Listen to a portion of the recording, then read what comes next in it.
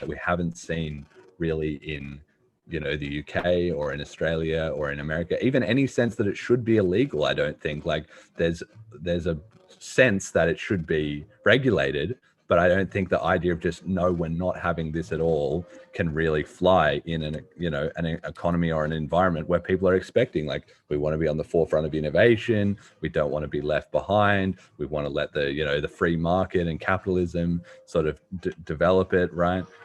At least that's my sense. I don't know. Has there been any of that? Do you think there are many people in America that would say it should be illegal, completely get rid of it all? I mean, there's definitely talk of that. I don't know that it's really to any sort of extent that anybody's too concerned about it.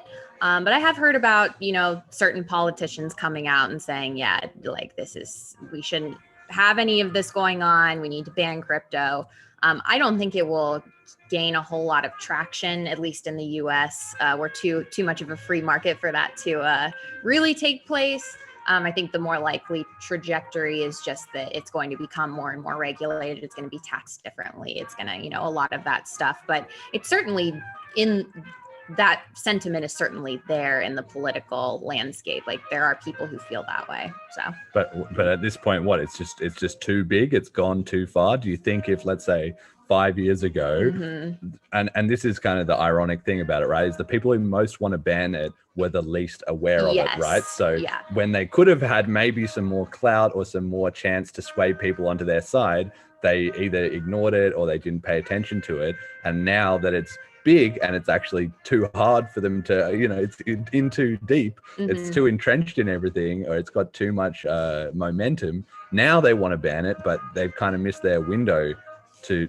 do it. But do you think there would have been more public sympathy if there'd been big calls to ban it 5 years ago, let's say?